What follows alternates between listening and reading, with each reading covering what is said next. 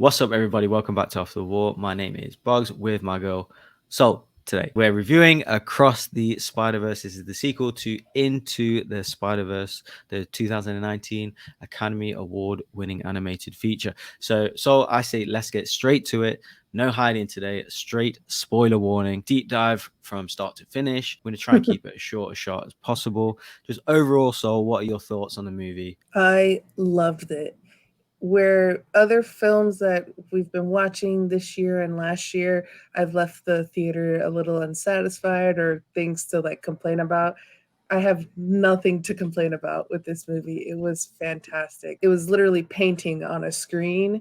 The storytelling, the diversity that you have in it, we're just like, oh, like all those Latin stuff in it, and them speaking Spanish and not putting the like translation of it. And so it's kind of like, oh, that's for us kind of thing. I loved it. I really liked it.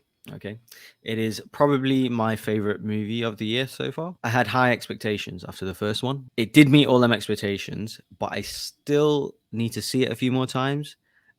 As of right now, I still think the first one is better. What I prefer, if I was going to watch the first or second one right now with a gun to my head, I would watch the first one. Obviously, the best things I was like just the basic color overall. The color palette of the movie is super fun, imaginative, it's heartfelt, snappy dialogue, gorgeous animation. Obviously, it feels just straight out of a comic book. The way these guys do it in kind of Into the Spider-Verse franchise is so breathtakingly good, and the multiverse stuff that they do here is better than anything Marvel has done, including Loki, including Doctor Strange movies, anything like that. This is so much better, and they add human emotion, character arcs into it as well, so it makes you care and invested in the characters and the storylines. With a cliffhanger at the end as well, loads of positives, loads of good things to put behind it. You know, setting up the second or the sequel to this one, Beyond the Spider-Verse, which seems like big implications going into that movie. Some of the negatives I'll say, because I know you said you don't have any negatives, which was surprising, but I definitely have a few. Some of the scenes were a little slow, particularly Miles' scenes with some of the parents. I counted about 4 times he had a variation of the "No, we love you, Miles," "Oh, I love you, mom and dad," like type scenes that were like 10 or 15 minutes long. I get, obviously, you did that loads in the first movie. He's growing up, it's coming of age story, understand. You did it again this movie. I counted 4 different scenes where that happened. 1 or 2 is fine. I think 4 just longs out the movie a little bit. And I didn't find them scenes boring, but if someone was reviewing this movie or if someone said, oh, them scenes were boring to me, I would understand what they meant. I did think they were boring personally, but I get why the grievances with them scenes. I think, for example, the first movie that the parents didn't have, I really, really liked the parents in the first movie. I felt like I wanted to see more of them. This movie, I felt they had a little too much dialogue almost. Like they had a little too much screen time, repeating the same character arcs, particularly with Miles and the parents, without really adding anything new after like the third or fourth time. The same kind of, oh, we love you, Miles, be yourself, don't lose your identity, know where you come from. Yeah, I get it. Yeah, we get it. Let's, do something else. So that was my biggest issue because it would happen routinely and it would be long scenes as well. It didn't derail the movie at all, but it definitely holds it back from being, better than the first for me. And I missed the group dynamic as well from the first one because feel like this one has a few too many characters in where we focused on a small group. This one, there was some characters that for me didn't even need to be in this movie, but I'll come to that a bit later. But again, doesn't derail the movie or anything. These are just my grievances from the first one. These are small issues though, really. Definitely no negatives for you, Sol. Is that right? Really don't have any negatives, and to like counterpoint your stuff with the parents is that was so Latino of his parents.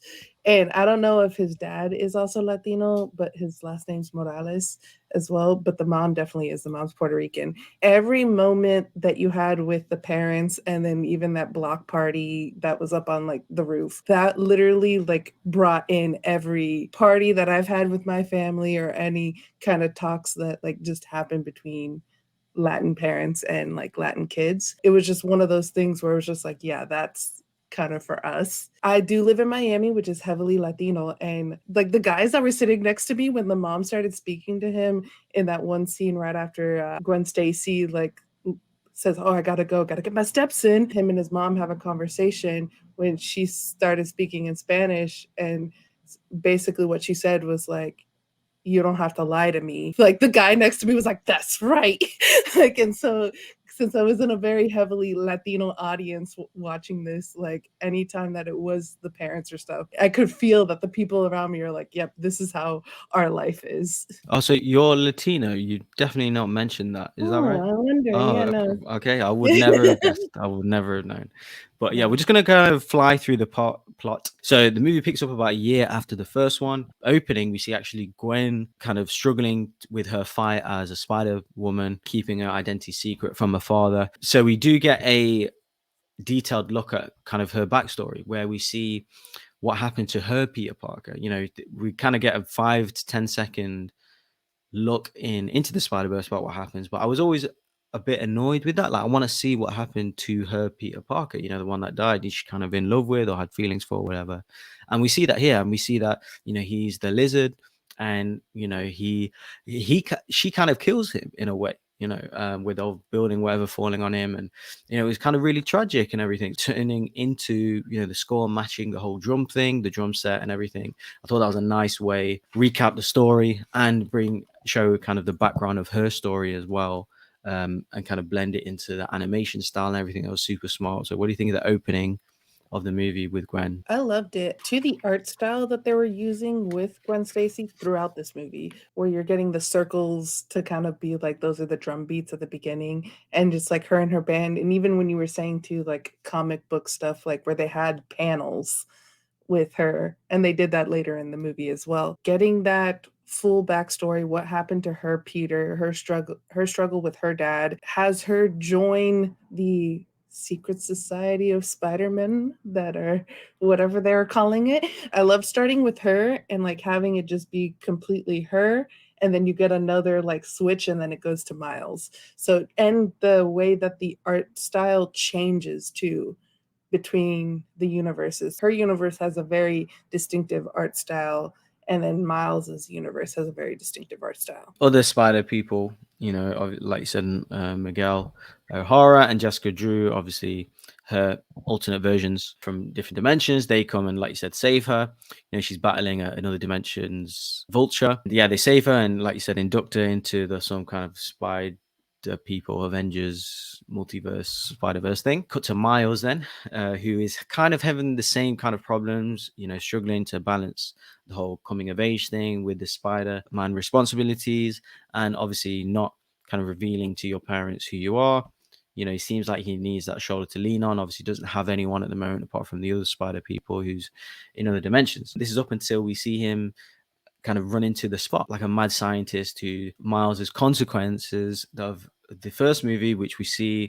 I like the way they fill that in. You know, he's the kind of guy in the background that gets hit by the, you know, the bagel, and you know, the scientist in the background and all this, and he's the reason why the Spider 42 came in from another dimension, etc. Basically out for revenge, and he's traveling to other multiverses, other dimensions, to get stronger, basically to take on Miles and destroy his whole kind of reality and things that are important to him. So I like the way he started off as almost like a goofy, they even say it themselves, villain of the week. By the end, he's like the nemesis. Again, they use that himself. He is my nemesis. He's like the kind of big bad, seemingly, of this franchise, and they connect it to the whole trilogy. So he's obviously going to be in the next movie. He's a main kind of villain in this one, along with maybe some of the other Spider people, and you know, they connect him to the first movie as well. So I thought it was really smart. Really, I always personally liked the Spot as well. I thought his powers are interesting. So I'm glad they just didn't make him a goofy character. They make him more kind of in depth and more kind of intimidating and scary, because he can go in and out of multiverses. It's something just innately scary about like a deep hole that goes into nowhere. You know, can like cut your limb off or whatever. I find that quite creepy. But what do you think of the villain? Yeah, the Spot, and kind of his arc throughout the movie. I like that he started off goofy and then became more serious. Miles called him a villain of the week is really kind of what set him off. You could tell that he blamed Miles for what happened to him, but at the beginning it seemed like, oh, I'm just like, I've never committed a crime before. I'm doing this because I have to, because like I got fired from my job. I don't have a job. I need money. Kind of like it just seemed like a more like I'm doing this out of necessity. than out of being truly villainous, but then being just called a villain of the week by the person who made you the way that you are and is the reason why like you don't have a job anymore, you don't have a face anymore, you don't have the things that you're accustomed to, probably made him go snap. And that's what made him more of a serious villain. And then Gwen also calling him a villain of the week. So I kind of like that trajectory of the Spot, and he kind of frightening by the end where you're like, who knows what he's going to do in the third movie. I also like the like little nod that they gave to Everything Everywhere All at Once by like, you're the one I threw the bagel at, and then like later too, kind of thing to get more spots, like there's a bagel like thing on the billboard. So and that's a very big thing with Everything Everywhere All at Once, is like the everything bagel, and the fact that they are putting like bagels in this multiverse story as well. So bagels lead to multiverses, I guess. Apparently so. Then we see Miles eventually team up with Gwen. They have an adventure first in what seems to be India. With I thought it was quite cool, especially the look of his character, Yeah. because I did notice immediately his energy was totally different. His positivity. I just first I thought, oh, it's to do with Indian culture, way of life. It's just the way kind of live and let live nature. As this scene played out and as the story played out, I didn't think immediately, oh, it's because his character hasn't been through the trauma. But as it was spelled out, as Miles went to save the captain, obviously his girlfriend's partner and everything, and Gwen tried to stop him, and then obviously they come back to that later. But I did realize, oh, maybe his character hasn't been through things other characters been in, so they did that really smart. And the whole music and the whole look of that, I didn't think I'd like that, but I actually really did. Being introduced to, I think it's Daniel Kaluuya's. He voices this kind of London-based, punk. I think it's Punk Spider-Man. I think that's the name, or It's Spider-Punk. um, Spider-Punk, that's it, yeah. I know he's a comic character, but I never read that one. The animation for that, the way that he changed color and style, like depending on the conversation or like just in and out, I thought that was super cool. But they do go back to the Spider-Verse and with Miguel and everyone else, and then they learn about the canon nature of the kind of multiverse and the rules about spider people and their stories and the common threads that bind them all together. Obviously, as the kind of story plays out, we see Will Miles fall into that same thread as he needs to, as kind of all the other spider people need to, or will he do his own thing, as he says in the movie? So is he destined to be like all the others, or is he going to kind of rebel and then cause this whole issue? Especially after, as you said earlier, I think you said like a lot of movies that are released now. I think what you meant to say was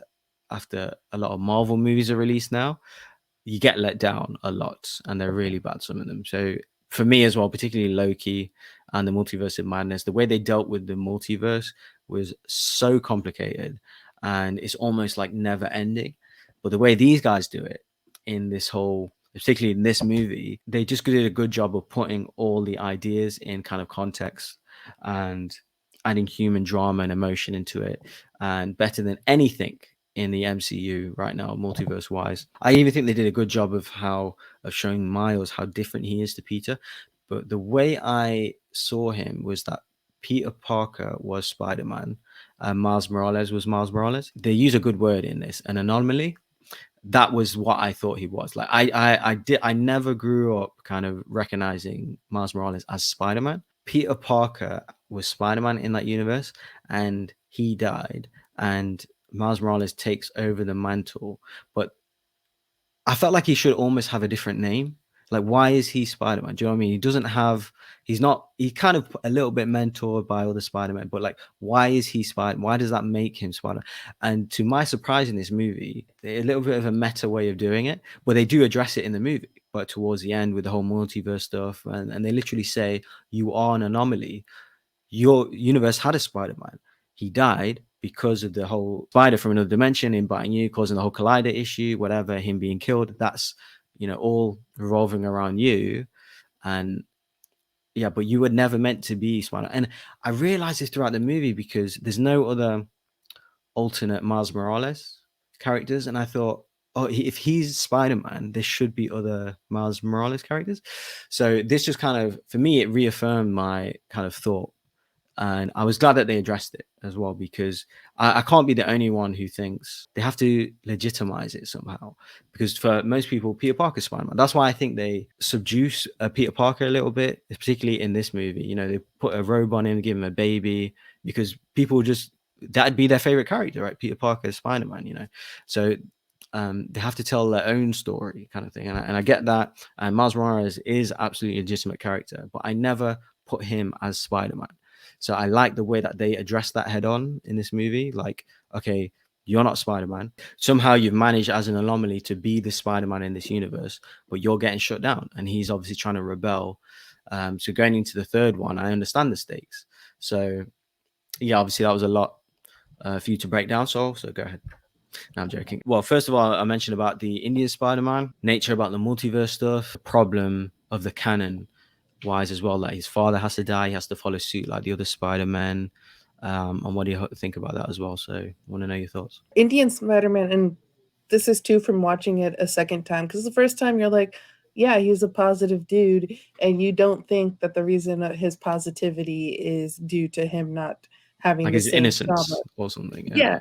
Mm. not having the same trauma of an Uncle Ben or a Captain Stacy. And you see too the collider there before he saves his girlfriend's dad. You see the dad and then his dad kind of going back and forth in that like kind of preview of what's going to happen in the future. The fact that he saved that dad in that universe, that captain, and created adverse effect from that, because and to Gwen also, you think at first Gwen's there to like, no, I don't want you to die, but it's really, no, I don't want you to destroy the canon, because she's fully committed into what Miguel O'Hara and Mm-hmm. the Spider Society is trying to do. That was something that really came across more the second viewing, and he's still probably going to have that innocence because he hasn't had that trauma yet, depending on what happens in his world. Yeah, I love the way they did the multiverse story here. And it also is a multiverse story that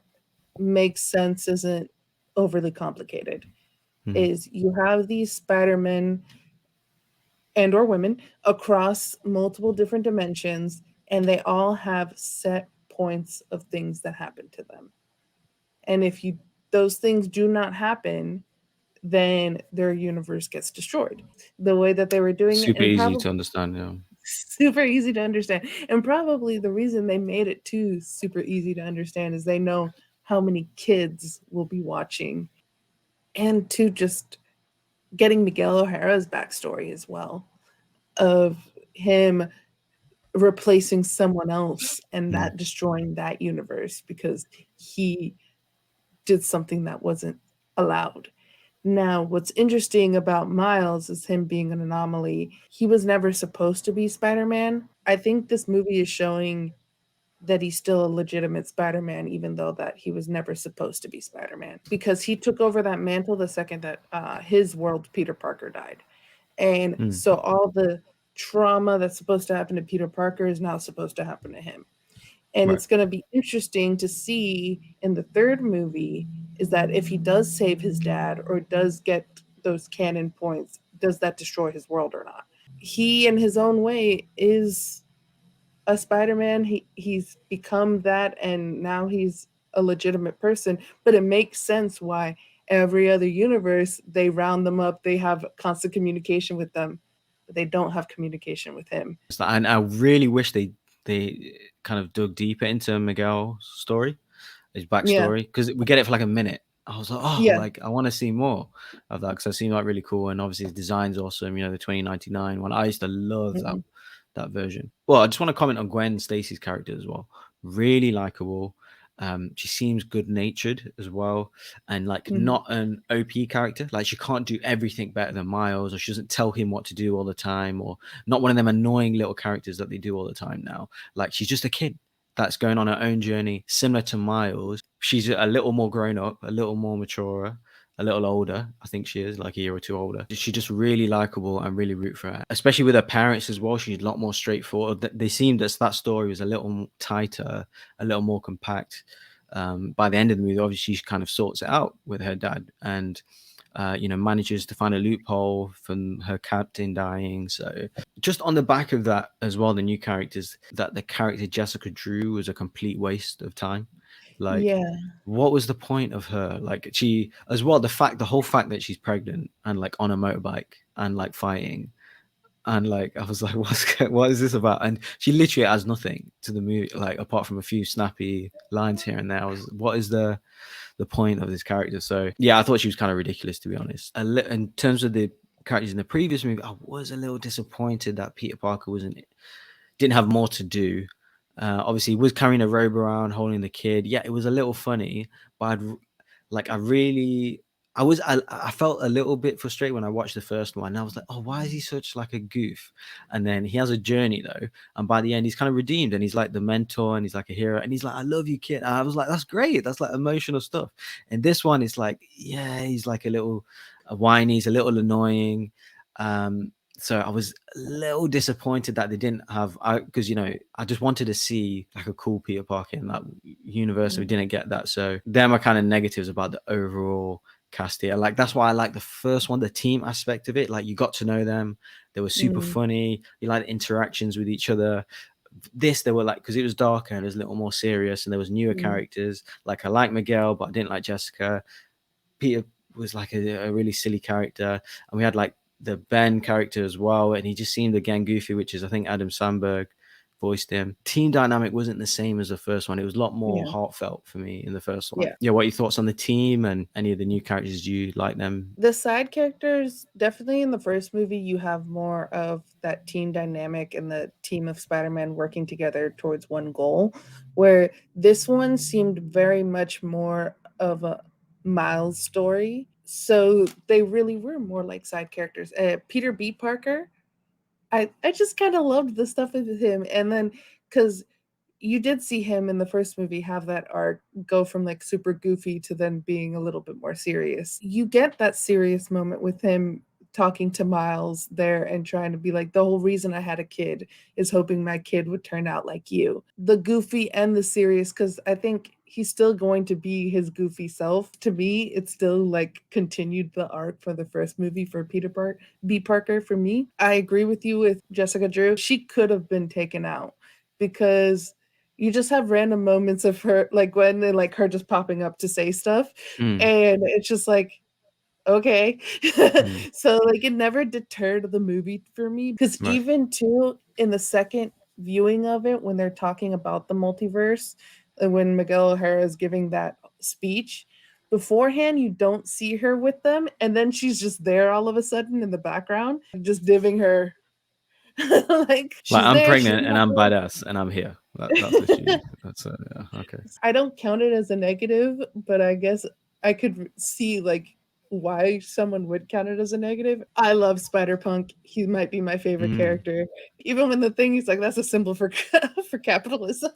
Or like his like little quips that he had just were so funny to me. Even like the like when Miles got out of like the thing that was trapping him. Just like every little moment that he had, I think if there was more of him, it might have been too much. It was like literally the perfect amount of his character. Miguel O'Hara, I liked him. I agree. It would be cool to see more of his backstory, more of him. This was more Miles focused, a little bit more Gwen focused than team focused. Yeah, we see Gwen and Miles kind of story mirror each other, as I said Yeah, before, both struggling to keep their secrets and from telling the ones closest to them about the kind of secrets as well, including Gwen telling Miles about his fate, if you will, or about yeah, his canon direction that he needs to stay adhere to, basically. Gwen's story arc is a little more direct, where Miles is a little more tedious with kind of the repetitive scenes with his family.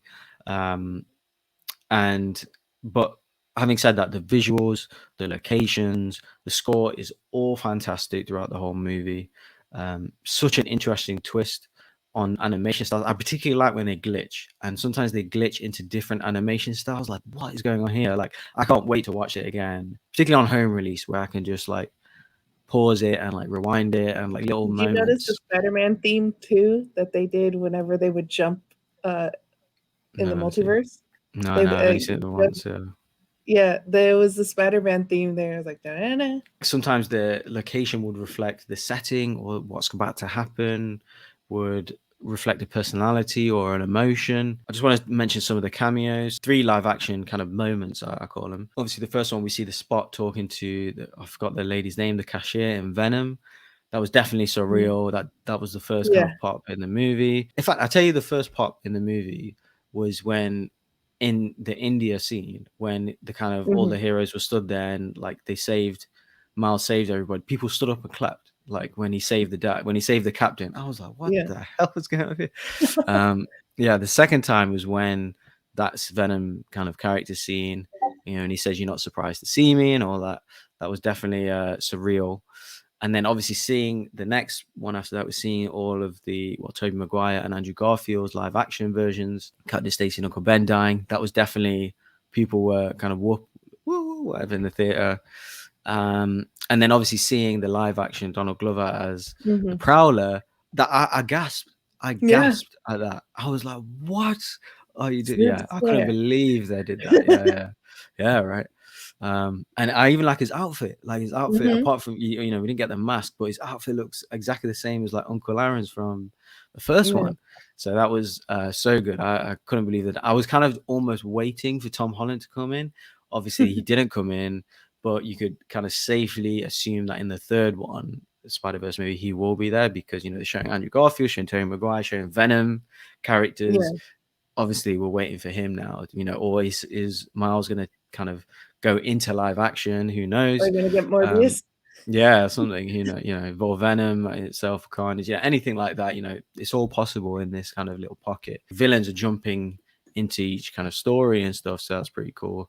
Yeah, what do you think of the kind of cameos and the live action? Oh, obviously, not to name the dozens upon dozens of different Spider-Men, throughout the games, Yeah. the comics, the movies. Yeah. I even like the subtle thing where the roommates playing the Spider-Man video game Yeah. in the thing. That was super cool. Did you And notice yes, so many. the Son poster in I the didn't room? know. No, I was Yeah. looking for it as well. I couldn't. I didn't. I must have forgot about it. If you're a Spider-Man fan, like it's just a highlight reel, Yeah. more than a love letter to all these different versions that you never thought you'd see on a big screen before, like that all together. And especially when they did the who which one when they Mhm. said get Spider-Man, it's oh my god, people were like That was the screaming. biggest cheer. Yeah, that was so funny. But what about you? What were your kind of from the cameos, Easter eggs, or the kind of best or standout Yeah. ones? Seeing Donald Glover, that got a huge cheer. Seeing the Tobey Maguire and the Andrew Garfield, that got a big cheer. But really, it was the Spider-Man, all of them pointing, doing the meme, that got the biggest cheer both Mm, times that I saw it in my theater. The Donald Glover, that's a new scene. That's him mm. as the Prowler. So that makes you think, okay, when are we going to see him in a live Yeah, action when does movie? that happen? Yeah. Yeah. Mm, Right. So that's the most like exciting for the future. Miles is sitting with Gwen Stacy, we're mm, upside down. He was being real smooth. And mm, then like the guy next to me literally went, "My boy." Like it was because and also the other thing that he said, the person next to me said really that was really funny is Miles' mom's hot. He was like, if like she was a real person, she's hot. mm. Girl, that was like his. The way I saw that, it was like his thinking spot. Like Hmm.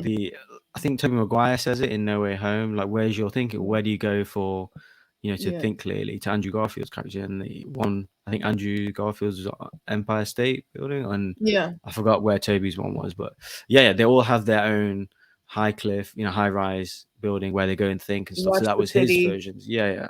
But yeah, just to talk about the theaters as well for a second, it was really fun to see and be a part of a theater that was standing up, clapping, cheering. The last time, that happened for me was Spider-Man No Way Home. That's the last time that people were, and I wasn't expecting. I sat down, it was complete silence up until the title card screen, and people just lost it. I couldn't believe it. This kind of reaction. I personally think the movie will way exceed expectations box office wise. The reactions are that good for people. It's just such a fun movie for kids, for adults, for parents will enjoy as well. The only thing that could maybe hinder it is maybe the runtime, because I was there in a 3:30 showing. I was late. There was like a traffic incident outside, so I didn't sit on my seat till 3:55, and there was trailers still going on.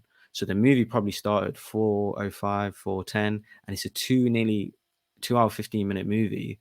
And there's after I'd say an hour into the movie, there was kids restless, like kids getting up, crying, mom and dad like taking them to continuously. So that's after an hour. There was still another hour and a half of the movie, so um, that might maybe hinder it a little bit. Absolutely put Marvel to shame, the MCU to shame, like the storytelling, the multiverse stuff, the fun and adventure, the how much we care for these characters. They've done a really, really good job. Across the Spider-Verse, obviously it's the first part of a two-part kind of story. I do feel like this movie, that it was a decent cliffhanger at the end where obviously we show that Miles is in a different dimension. He's not in his own, and obviously was sent back to the one where the spider that bit him came from instead of his actual one. And then Gwen kind of gets her team together with the kind of bracelet that the Spider Punk left her, and that includes some of the characters from the first movie and the kind of newer characters.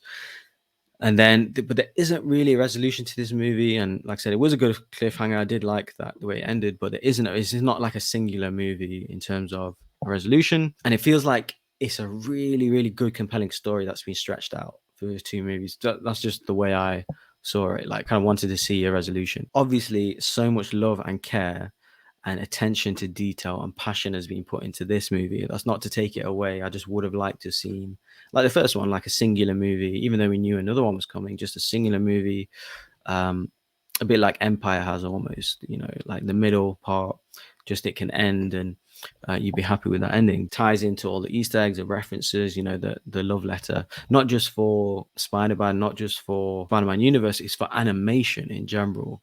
I thought it was really, really beautiful. Overall, for me, not as good as the first one, but way better than anything Marvel's been putting out since Phase 4, probably not including the other Spider-Man product, which is No Way Home.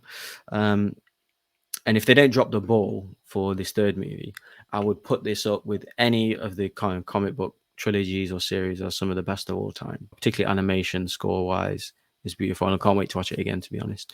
What about you, sir? Overall thoughts for Across the Spider-Verse? The runtime, I honestly didn't feel it at No, I all. didn't. I didn't. I just want to make that clear. I didn't. Yeah. I wish it was longer, but Yeah. kids feel it. That's what Yeah. my Yeah. point is. Yeah, yeah. And the people in my theater, both times, if it was a 6 hour movie, they'd be there for the full 6 hours watching the whole story and loving it the entire time. So I have high hopes for the third one. I was excited for this one.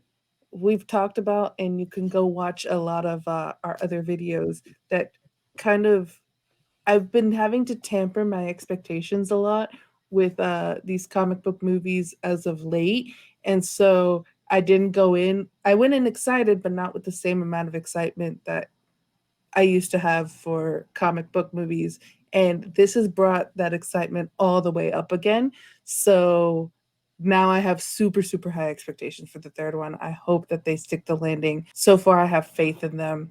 It could be recency bias, but I like this one more than the first one, and I love the first one. It's going to be exciting to see if like it just gets better and better with each movie for me. I really enjoyed this. This is like 2 thumbs up. Go see this movie. The first time that I've seen packed theaters twice, people like you said standing up and cheering and clapping and yelling at the screen and going, "My boy," like to Miles, but you have that happening the 2 times that I saw it this weekend, and probably will continue to happen like in the coming days. Hopefully, other comic book movies can look at this one and see like the formula that they're using and kind of emulate it. This one is like super great for me, so hopefully we get more like this going forward. And just talking about going forward, what do you think the theories are for the next one? For example,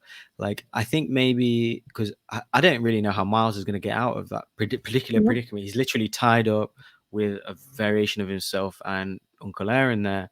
How's he going to get out of that? I think he's got. I think there's some help there in that. Obviously, they established that a Spider-Man isn't in that universe. But I think there's someone there who can help him. I don't know who exactly. Maybe that Prowler Miles. I have a feeling he has something to do with his father's death. I'm not sure if he Yeah. killed him exactly or something like that. Because the way he speaks about his father as well in that universe, Yeah. something like not Your positive. So father, not yeah, ours. yeah, Yeah. yeah. And Uncle Aaron didn't speak glowingly about him either. So I was like, ooh, Yeah. something not quite right there. What's going to happen to kind of Miles's father in his own universe Hmm. as well? Is the canon going to kind of follow through?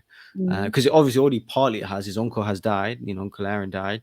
So it's just like Yeah. the captain storyline now, and then the love Hmm. interest and things like that. So there is still questions about that, but yeah, super interesting. I'm here for the ride, and I can't wait. I will say though that I was a little confused as to why he was sent to another dimension, because they didn't really address that. They didn't address that the device or machine would send him to another universe, to send him to the universe where the spider came from. Like, I don't know why that happened. I was like, oh, okay, like how did he get there? And I realized as soon as he said, oh, the spider was from a different dimension, I thought, oh, but why? Like, they didn't address that or say that throughout the movie. Like, this machine, because he was talking to the lady who runs the machine, right? Hmm. Unless I miss something, I'm going to watch it back and everything. But unless there's an indication in the movie that it sends people back to where their kind of powers originate from, or unless I missed it, so please someone put it in the comments if I did. But I was little confused as to why they sent him back to not a different universe. Yeah. Earth I 42. was Yeah, I don't know why they did that. I know why, in terms of they Hmm. sent him to where the spider's from, but why is that the rule? Why did they not send him to his own one? I don't know why the system can differentiate that. They give no explanation as far as I'm aware about that, and I would like one, because that's the only real question I have about kind of law that happens. So other than that, they did everything spot on. I want to see Tom Speaking. Holland. I want to see Yeah. Tom Holland. Either Miles goes into live action, or Tom comes into this Mhm. live action version, like the way Donald Glover did, or comes into animated wise. I don't know, but I do want to see that happen. Yeah. What about any predictions or thoughts going into the third movie, or things that you want to see? It made sense to me, and they even like showed a little bit of like the spider biting and like the blood.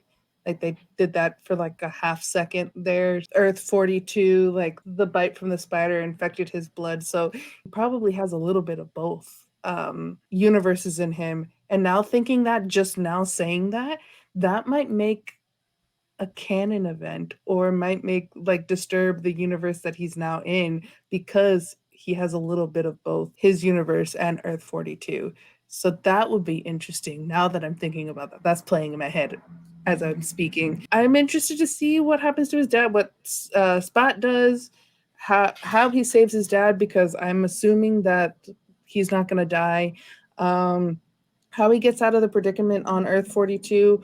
The fact too that in the background they're speaking on the television or the radio, saying the Sinister Six cartel Mm, is running Earth 42. yeah. So are we going to see the full Sinister Six in the next movie? That's going to be interesting. Who saves him? Is it going to be the group? Is it going to be someone else that's on Earth 42? I feel like the third movie is going to be more of that group movie, like the first one, with this new group that you have the group from the first movie plus Spider Punk and Indian Spider Man in Yeah, it. that'll be So fun. Yeah, yeah. that's going to be fun. It's going to see in the way they interact with each other is probably going to, like, just imagine Spider Noir and Indian Spider Man like speaking to each other. Mm, yeah, it's gonna be that's fun. that's going to be fun. Yeah, definitely. So let us know, guys. What do you guys think of Across the Spider Verse? Thumbs up, thumbs down. What are your predictions, thoughts, theory going into Beyond the Spider Verse? Please like, comment, subscribe if you haven't already. Thanks for watching, and we'll catch you guys in the next review.